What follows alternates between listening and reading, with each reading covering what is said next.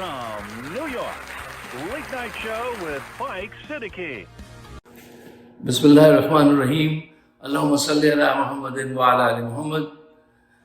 ایک وکیل صاحب نے اسلام آباد میں فرمایا کہ وہ بچہ کسی ماں نے ابھی تک جنا ہی نہیں ہے جو پاکستان کا آئین تاراج کر سکے، اسے توڑ سکے۔ اگر کسی نے پاکستان کا آئین توڑنے کی کوشش کی تو ہم وہ ہاتھ توڑ دیں گے۔ یہ ایک جذباتی لائن جو ہے کتنی اہم ہے اور ایسے سلوگن کیوں کر کام آتے ہیں، اس پہ ہم بات کریں گے پروگرام کے اینڈ پر۔ اب آئیے اس طرف کے چیف جسٹس صاحب کی عدالت میں جو مقدمہ تھا، الیکشن جو ہے وہ اپریل میں ہوں گے، اکتوبر میں وہ کارروائی مکمل ہو گئی اور فیصلہ محفوظ کر لیا گیا۔ اچھا، اب ذرا یہ غور فرمائیے کہ کل جب وہ یہ فیصلہ سنائیں گے تو آپ کے خیال میں وہ فیصلہ کیا ہو سکتا ہے؟ ذرا اپنا ذہن بھی اس کو بھی ذرا تنگ کیجئے، ذرا سوچنے پہ مجبور کیجئے۔ دیکھیے، میں یہ سمجھتا ہوں کہ یہ فیصلہ جو ہے وہ 3-1 3-2 سے کچھ سے نہیں، 3-0 سے آئے گا۔ اور آپ مجھ سے پوچھیں کہ بھئی آپ یہ بات کس بنیاد پہ کہتے ہیں، تو I'll give you my rationale کہ میں ایسا کیوں کہتا ہوں۔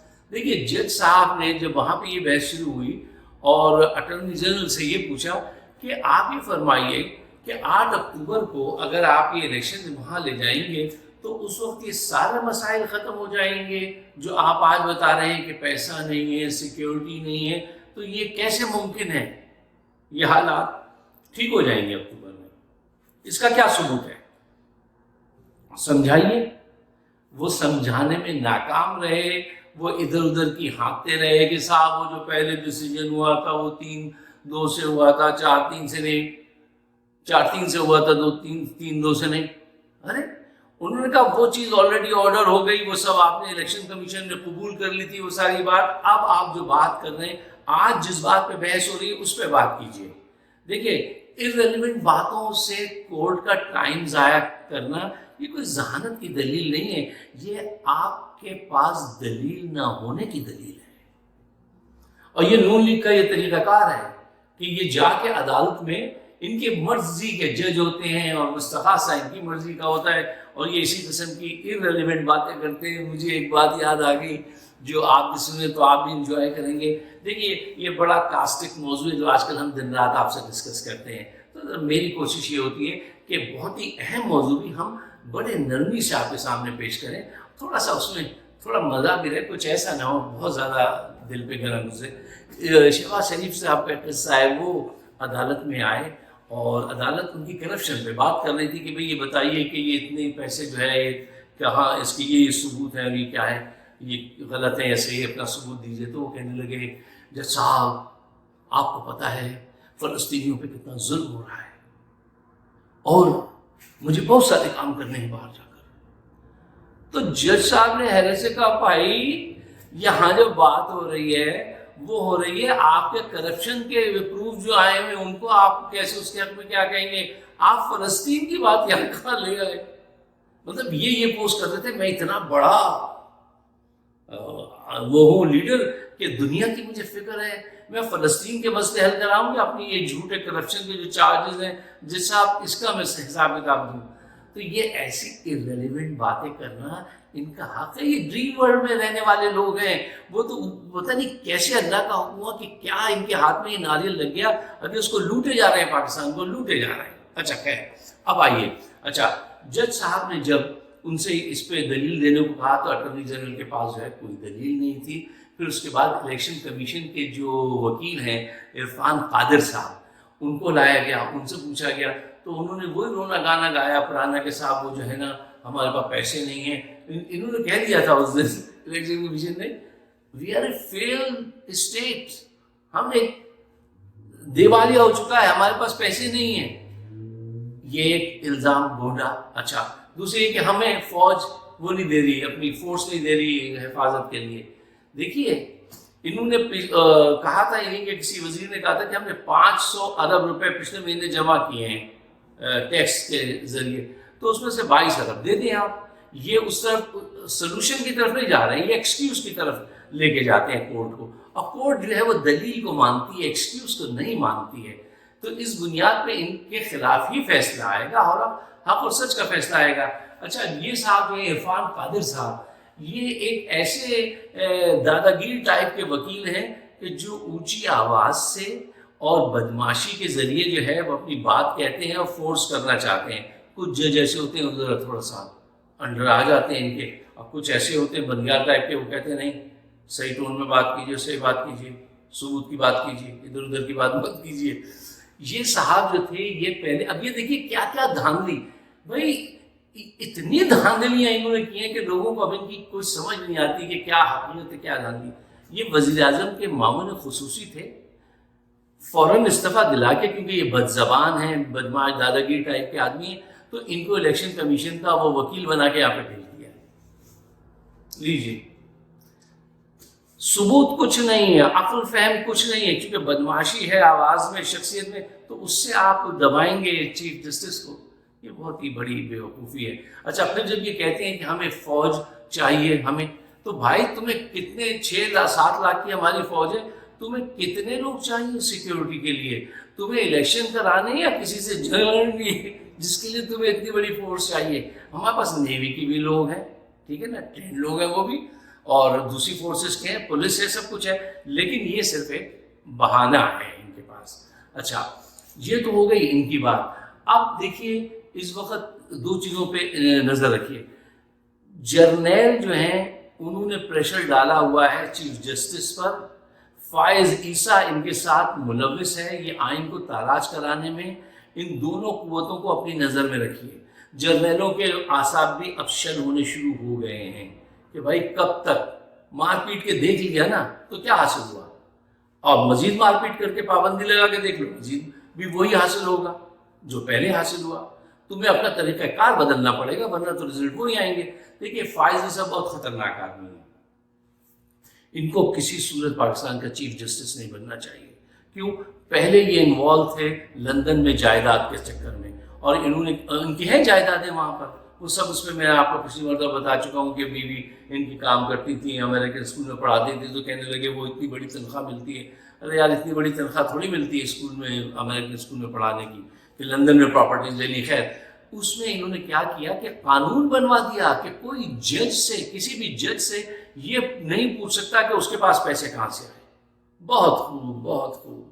ماننے والے یہ اس کے ہیں کہ حضرت عمر سے کسی نے پوچھا کہ یہ سب کو ایک چادریں ایک ملی تھی، آپ کے پاس دوسری کہاں سے آئی؟ تو کہنا پڑا کہ یہ بیٹے سے لیے کیونکہ قد لمبا ہے. تمہیں کسی کا پاس نہیں ہے. جھوٹ پہ جھوٹ. اب پہلے انہوں نے یہ پیسے کے سلسلے میں یہ سامنے آئی ان کی کارروائی. اب یہ آئین کو تاراج کرانے میں، اس کی ناک توڑنے مڑوڑنے میں، اور نواز شریف سے دوستی نبھانے میں پیسے لے کر وہ اس میں لگے ہوئے. تو ایسے لوگوں کو جو اتنا کنٹروورشل ہو چکے ہوں، کیا کوئی بھی ملک دنیا کا اپنے چیف جسٹس، ایک ایسے آدمی کو اپنا چیف جسٹس بنائے گا جو اتنا کنٹروورشل ہو؟ نہ جائیداد کے پیپر دیتا ہے، آئین کو توڑنے میں مدد دیتے ہیں. تو ایسے لوگوں کو دور رکھنا چاہیے. اچھا صاحب اب آئیے ذرا سا اظہر ماشوانی کی طرف، کہ اس کو اٹھا کے بند کیا، 9 روز تک اس سے ایک ہی سوال پوچھتے رہے. دیکھیے آپ ایک کسی بڑے آدمی نے کہا تھا کہ تم ایک ریولوشنری آدمی کو جیل میں بند کر سکتے ہو لیکن ریولوشن کو جیل میں بند نہیں کر سکتے. وہ بالکل فٹ آتا ہے اظہر ماشوانی پہ. 9 روز تک اس کو لے گئے، وہ شریف آدمی، جینیس آدمی، اور اس سے جا کے پوچھ کے آ رہے ہیں 9 روز سے، یہ بتاؤ یہ عمران خان اتنا مقبول کیسے ہو گیا، یہ تمہاری ٹیم کیسے کام کرتی ہے؟ ارے یہ سوال تو تمہیں خود سے پوچھنا چاہیے کہ وہ اتنا مقبول کیسے ہو گیا. تمہاری حرکتوں کی وجہ سے ہوا، تم اس کو گولی مار رہے ہو، تم جھوٹ بول رہے ہو، تم کرپٹ لوگوں کے ساتھ کھڑے ہوئے ہو، تو وہ مقبول ہی ہوگا.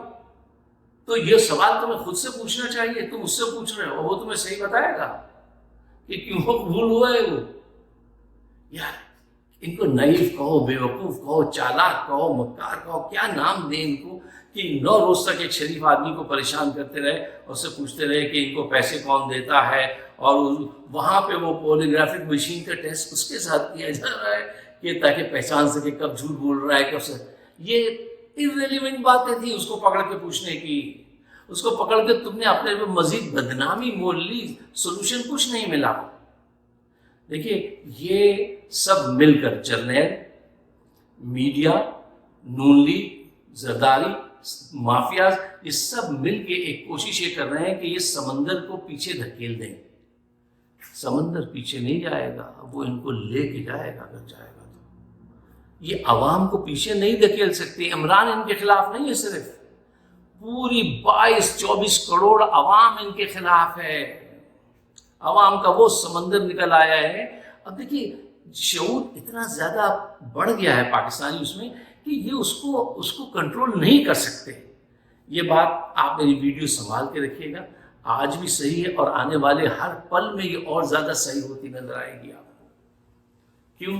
دیکھیے آپ جو ہے نا، you cannot fool، وہ کیا تھا کہ you can fool some people sometime but not all the people all the time، تو وہ آپ یہ نہیں کر سکتے۔ یہ صحیح سچی بات تھی، یہ اس کی کوشش کر رہے ہیں، دیکھیے کیا حاصل ہوتا ہے۔ اچھا، جو وکیل صاحب نے جو سلوگن دیا کہ کیا انہوں نے کہا، ابھی تک کسی ماں نے وہ بچہ جنا ہی نہیں ہے جو پاکستان کے آئین کو توڑ سکے، اور جس نے یہ کوشش کی ہم اس کے ہاتھ توڑ دیں گے۔ یہ سلوگنز جو ہوتے ہیں، یہ فیمس لائنز جو ہوتی ہیں، یہ تحریک کو جلا بخشتی ہیں، آپ کو آگے بڑھنے میں مدد دیتی ہیں۔ مطلب یہاں ایک سلوگن تھا کنگ کا، ڈاکٹر کنگ کا، کہ I have a dream, I have a dream, I have a dream۔ پھر ایک اور تھا ان دنوں، کیا تھا، all power to the public، ٹھیک ہے نا، no justice no peace، یہ تو آج کل بھی لگتا ہے، no justice no peace۔ پھر قائد اعظم کی یہ لائن آپ کو یاد ہوگی، مسلمان مصیبتوں میں گھبرایا نہیں کرتے۔ یہ ایک لائن جو ہوتی ہے، یہ ایک سلوگن جو ہوتا ہے جس میں ایموشن ہوتا ہے، یہ بہت طاقتور لائنز ہوتی ہیں، بہت طاقتور جملے ہوتے ہیں جو آپ کو کھڑا کر دیتے ہیں، آپ کو انرجی دیتے ہیں اور تحریک آگے بڑھتی ہے۔ ان صاحب نے یہ جو بات کہی ہے نا کہ اگر کسی نے آئین توڑنے کی کوشش کی تو ہم اس کے ہاتھ توڑ دیں گے، یہ خبر پہنچے گی فائز عیسیٰ کو بھی، جرنیلوں کو بھی، اور ان تمام قوتوں کو، اور وہ اپنی آنکھوں سے دیکھ رہے ہیں ہر طرف کہ واقعتاً ان کے اعصاب اب ٹوٹ رہے ہیں۔ اب اس وقت قوم کو چاہیے کہ وہ اور زیادہ اسٹیڈفاسٹ رہے اور ساتھ کھڑے ہو کے آگے بڑھے، عمران خان کا ساتھ دے، ہر اس شخص کا ساتھ دے جو پاکستان سے سنسیئر ہے اور پاکستان سے اپنی وفاداری رکھتا ہے۔ اگر آپ ان خیالات سے اتفاق کرتے ہیں تو برائے مہربانی پاکستان کی خاطر اس کو شیئر ضرور کیجیے گا، اور مجھے اپنے خیالات سے نوازیے گا، اس لیے کہ ہم آپ کے خیالات کی بڑی قدر کرتے ہیں۔ آپ سب کا بہت بہت شکریہ۔